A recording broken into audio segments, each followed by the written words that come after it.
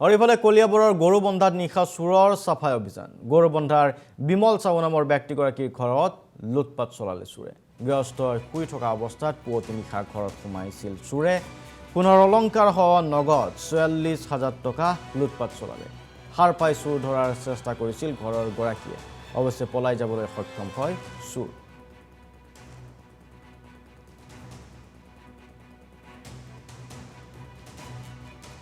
চাৰে ৩টামান বাজিছিলে নেকি, ৩টাই বাজিছিলে, ক'ব ইমান এটা ভালকৈ নোৱাৰো। যেতিয়া আমি সাৰ পাইছো তেতিয়া ৩:৪৫ হৈছিলে।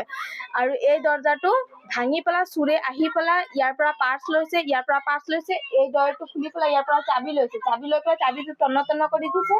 তাৰপিছত এই দৰটো ওলাই গৈ পেলাই সেইফালে ৰাখিছিলে। আৰু সেই দৰৰ পৰা নগদ কেছ ৪৫,৭০০ টকা ল'লে আৰু মোৰ সোণৰ খাৰু ল'লে। প্লাছ ইনকেছ এই গডৰেজটো খুলি পেলাই আৰু ইয়াৰ পৰা লকাৰটো ভাঙিব লৈছিলে। লকাৰটো ভাঙোতে টং কৰি এটা চাউণ্ড আহিলে। তেতিয়া মই সাৰ পালো। সাৰ পাই পেলাই চালো যে চোৰটোৱে হাফ পেণ্ট পিন্ধিছে, এনেকুৱা মানে হাফ টি চাৰ্ট পিন্ধিছে আৰু কলা ৰুমাল বান্ধিছিলে মুখত। কলা ৰুমাল বান্ধিছিলে আৰু ল'ৰাটো বেছি ডাঙৰো নহয়, মানে হাইটত ইমান হ'ব। তাৰপিছত আৰু ইমান গাটোও ইমান শকত নহয়, মানে পাতলো নহয় শকতো নহয়, তেনেকুৱা টাইপৰ। আৰু শ্বৰ্ট হাফ পেণ্ট পিন্ধিছিলে। তেতিয়া মই চোৰ বুলি চিঞৰ দিব ধৰিলো। তেতিয়া মোৰ হাজবেণ্ডে উঠিলে। হাজবেণ্ডে দৌৰাওতে তেওঁ বস্তাত মানে লাগি পেলাই চোৰটো পৰিলে। তথাপি মোৰ হাজবেণ্ডে মানে ধৰিব নোৱাৰিলে। তেওঁ ইমান স্পীডত দৌৰিছে, ক'বই নালাগে মানে। গোটেই ৰুমটোত চবফালে কাপোৰ চাপোৰ মানে হেৰি আছিলে। নগদ কেছ আপোনাৰ ৪৫,৭০০ টকা। আৰু এইফালে পাৰ্চত আছিলে আপোনাৰ ৫০০-৭০০ টকা। টোতো বাৰু বাদে দিছো। আৰু খাৰু ল'লে সোণৰ। হাজবেণ্ডৰ মূৰটো ইয়াতে, মোৰ মূৰটো ইয়াতে, মোৰ ছোৱালীৰ মূৰটো ইয়াতে। ইনকেছ আমাক একো কৰা নাই। প্লাছ হাতত চব ৰাখিছিলে।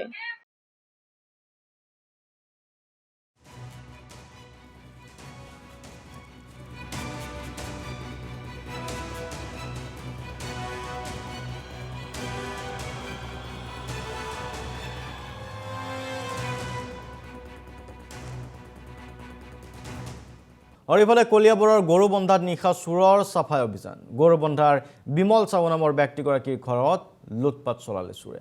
গৃহস্থই শুই থকা অৱস্থাত পুৱতি নিশা ঘৰত সোমাইছিল চোৰে। সোণৰ অলংকাৰ সহ নগদ ৪৪,০০০ টকা লুটপাট চলালে। সাৰ পাই চোৰ ধৰাৰ চেষ্টা কৰিছিল ঘৰৰ গৰাকীয়ে। অৱশ্যে পলাই যাবলৈ সক্ষম হয় চোৰ।